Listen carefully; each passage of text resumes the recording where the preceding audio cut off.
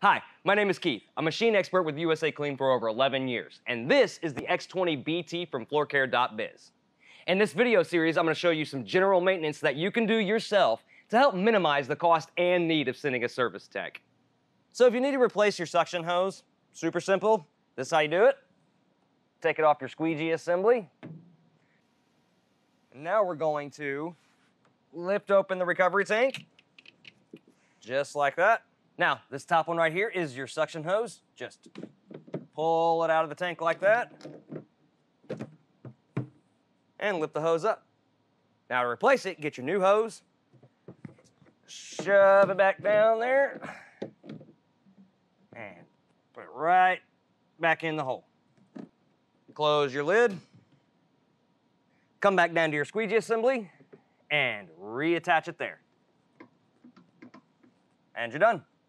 Once again, my name is Keith. For all the parts listed in today's video, plus thousands of diagrams and how-to repair guides, be sure to click the link in the description below or visit us on the web at USACLEAN.com.